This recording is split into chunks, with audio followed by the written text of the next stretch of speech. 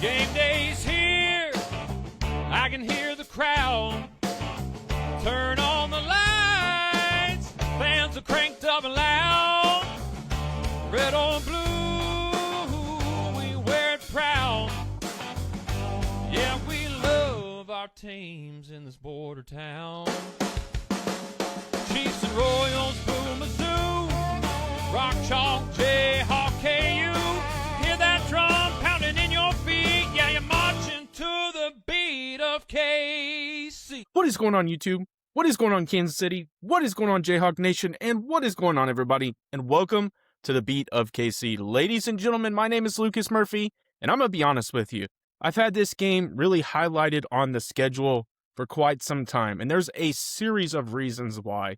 We're going to jump into all that. We have a lot to talk about, and I think this game, we've talked about multiple times, games being super impactful and carrying heavy weight. And truthfully, as this season continues to go on and the Kansas Jayhawks are playing at a very high level, I think the games continue to be more and more important. So I'm just going to get it out of the way. Every game at this point is going to be the toughest game that they're going to play. And there's a lot of reasons why. KU has shown that they are starting to play as a cohesive unit.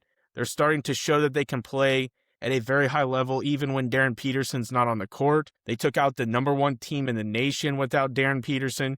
So this team is really starting to come together and play as a unit. And I think that is one of the most impressive things. But when you really look at it, Kansas is fighting to get to the top of the Big 12 in standings. At the same time, they're trying to fight to the top of really trying to get a good seed when it comes to March Madness. And so there's a lot of factors that are playing into this game. And what we're talking about is the Kansas Jayhawks will go on the road to Ames, Iowa, and they will be going to the Hilton Coliseum, which, holy smokes, as of late, we've had not good runs there, to take on the Iowa State Cyclones. And so when you really kind of put that into perspective, this is going to be an extremely tough game, ladies and gentlemen.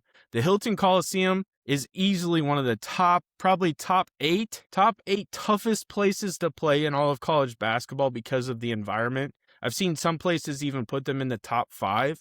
I really believe Ames, Iowa is a great basketball town. I mean, obviously they have a good football program, but consistently as of late, when TJ took over the program, he's really kind of rebuilt that program and obviously has the fan base behind them. There's a lot of implications in this one, so we're going to really jump in. Again, this isn't just another conference game. Win for the Kansas Jayhawks would reshape the race truly for the Big 12 regular season title. So we're going to jump into that specifically. What is at stake? The Big 12 race is tighter than ever, and both teams are in the mix for top seeds in the NCAA tournament. A Jayhawks win in Ames would give Kansas the chance to control its own destiny in the conference standings and vault back towards the top of truly the top tier of being a Big 12 program. Now, I don't think that they've ever really went anywhere, but the last couple seasons we've kind of fallen back in the Big 12 rankings. We haven't been taken as seriously. This year, ladies and gentlemen, there's some heavy weight to this Kansas Jayhawks basketball team. So not only would it project them to kind of be sitting pretty well, finishing out the season in Big 12 play, but then it's really starting to kind of put some, heavy weight towards a top bracket projection for this Kansas basketball team. For Iowa State, they are coming off of a road loss to TCU, so home court is paramount to them. The Cyclones have sustained success at the Hilton Coliseum and want to maintain their standing among league's elite, and I think that's important because they're, again, trying to earn a very top seed in March Madness. Now, the Kansas Jayhawks are hot and confident, ladies and gentlemen. They enter this game riding a season-long 8-game winning streak, their longest since 2023-2024, and the Jayhawks have looked comfortable in big games, and I think that's a key thing to really highlight, is that when they are doubted, when they've been underdogs, even at home, they've rose to the occasion, and they've shown that they can honestly win big games. More specifically, this last game, ladies and gentlemen, they absolutely showed that they deserve to be out there with the best programs in all of college basketball. And they can beat the best teams in all of college basketball, and they can beat all college basketball teams without their premier player. And I think that's what's significant. Now, the January statement game. Now in Fieldhouse, Kansas didn't just beat Iowa State. They dominated one of the country's best teams at that time and handed the Cyclones their first loss. of the season by a lopsided score of 84-63. Trey White led the Jayhawks with 19 points. Darren Peterson added 16. Melvin Council continues to be that dog and added 15. Flory Badunga, at that time, gave them 10 points. Really, they had a significant amount of balanced scoring from their starting five. Kansas shot over 50% from the field and forced 10 first-half turnovers to build a 21-point halftime lead. That win came after KU had briefly fallen out of the AP top 25, and Iowa State entered undefeated 16-0 and highly ranked, making the result even more impressive for the Kansas Jayhawks. Now, what this means for the road games. Now, heading into Hilton Coliseum in Ames, where Kansas hasn't won since the 2021-22 season, what that would demonstrate is confidence against, again, a top-tier Big 12 opponent. Kansas proved they can slow Iowa State's offense and dictate the pace, which will be huge in a hostile Hilton environment. One of the toughest in the conference. I do truly believe that. The Jayhawks role players stepped up. Trey White, Melvin Council Jr., Flory Badunga, and Darren Peterson all provided scoring on a night when KU was considered the underdog. Again, they were considered the underdog in their house. I could see why they would be considered the underdog in Hilton, but, it's going to be interesting to see. That depth will be important if Iowa State adjusts at home, and that's the key thing. Can they make those adjustments? Can KU do what they did at home on the road? In a market that never sleeps, one name rises above the rest. Lisa Miller from Dan Lynch Real Estate. Trusted by hundreds and recognized across the Midwest. She delivers results when it matters the most. With over 13 years of experience and licenses in both Kansas and Missouri, Lisa isn't just selling houses. She's helping you find a place to call home. Whether you are a first-time homebuyer looking to upsize or selling your current home, Lisa makes the process smooth and stress-free. As a local expert passionate about building lasting relationships, she ensures her clients feel confident and satisfied every step of the way. Don't wait, your perfect home is just a call away. Contact Lisa today at 913-579-3246 or 913-369-3000 or visit lisamillersaleskc.com. But Lisa Miller at Lynch Real Estate help you start your next exciting chapter. And let her know the beat of KC, Lucas Murphy, sent you her way. And I think one of the biggest things is continuously providing that defensive pressure that really turned that early game into what it mounted to. Kansas, again, forced a ton of turnovers to really extend that lead. And going into halftime, they were up 21. Forcing turnovers and stopping the Cyclones' three-point shooting early was a key factor in building separation, something Kansas will look to replicate in Ames. It's going to be tough. So for KU, Melvin Council continues to emerge as a vocal leader on the court and consistent offensive piece. Darren Peterson, the big question is he's going to be over the flu? Is he going to be healthy? Is he going to be ready to go? What type of contribution are you going to get from him, if you're even going to get anything from him? That's something to really pay attention to as well, because I think if Darren is able to go, then this team has a little bit better of an advantage on the road.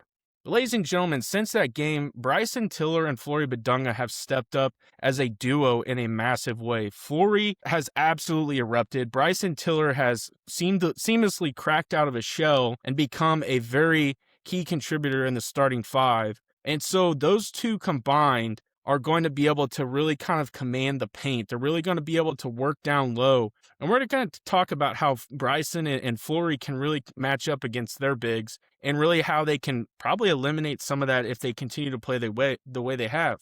Now, Iowa State, home court and balance. The Cyclones present a formidable challenge. Iowa State is balanced and veteran squad capable of controlling games in multiple ways. Now, they didn't do that earlier this season against Kansas, but we've seen as of late, outside of that TCU game, they've kind of figured things out again. The points of emphasis really are Joshua Jefferson, who's averaging 17 points per game, 7.7 rebounds per game, and 5.3 assists per game. He's the big one, ladies and gentlemen. So if Tiller and Flory can find ways to really limit him and kind of keep him at bay, I think that's where they're going to have a big advantage. Joshua Jefferson is a do-it-all presence in the paint who can challenge Kansas's bigs on both ends. Now, Joshua Jefferson isn't quite as good as JT Toppin, and we saw what we were able to do on the road at Texas Tech against a guy like JT Toppin, who is a former Big 12 Player of the Year. So again, if Flory is able to contain Joshua Jefferson, I think that really helps the Kansas Jayhawks in this game. Now, another guy that really didn't contribute a whole lot in the game against, the Jayhawks in Allen Fieldhouse was Tamin Lipsey. He brings that veteran leadership and efficient distribution. And another guy to truly pay attention to is Milan Momcilovic. Tough name to say. He leads the Cyclones in scoring and will look to bounce back after a tough shooting night in their earlier meeting. And so if he can really start snapping off threes, that's going to be a big thing to pay attention to as well. The state will be energized by its home crowd, ladies and gentlemen. There's absolutely no question. They're coming off of a big loss at TCU. This crowd knows the significance of this game. They know who their opponent is that is coming into Ames, into Hilton Coliseum. This crowd is going to be absolutely erupting. It's going to be massive. Iowa State will be energized, ladies and gentlemen, and I expect them to play a very, very good game. Now, Iowa State has won the last 3 home games against Kansas, including a stretch that dates back several seasons. Though Kansas has historically found success in Ames under Bill Self, the rivalry has been stakes rise in recent years, with both teams splitting wins last season and trading victories in key matchups. So really to wrap this video up, and I think this is the keys to the game. For Kansas to win, they have to match Iowa State's physicality inside and limit easy points around the rim. That is a big thing. And I think as of late, our defense has really kind of stepped up. We saw that massive adjustment last week against Arizona. They were really commanding down in the paint. They were really controlling, the box. But Bill Self made that adjustment, and they were able to really kind of limit the second half opportunities down low. They're going to have to do something very similar. They're going to have to get timely contributions from role players beyond the top 2 scorers, whether the Hilton crowd and control possessions late in the shot clock, and I think that's going to be a big thing. Now, we don't want Iowa State to win, but for them to win, get consistent scoring from Jefferson and Momcilovic, defend the perimeter and make Kansas work for every shot. And that's one of the big things I think is key for Kansas. As of late, we've struggled from the three-point line, ladies and gentlemen. We just have not been very successful from the arc. They're going to have to hit some threes in this game. You're going to need a guy like Darren Peterson, if he plays, to make some key shots. You're going to need a guy like Melvin Council Jr. to get hot from the arc. You're going to need a guy like Trey White, who has kind of been silent from the arc as of late, to get hot. You're going to need guys to really make those shots. And they're going to turn the strength of the home court energy into both ends of the floor, and I think that's going to be key. You don't want to see significant runs. You don't want to see this Iowa State start stringing long stretches of 8-0, 10-0, 12-0 runs, because that's where you're going to put Kansas at a disadvantage, especially on the road. I appreciate y'all checking out this video. This is going to be a monster game, ladies and gentlemen. I'm amped for it, just like many of you Jayhawks are. It's going to be an incredible game. Make sure you guys smash that like button, smash that subscribe button, and I end every video the exact same way. Have a good day.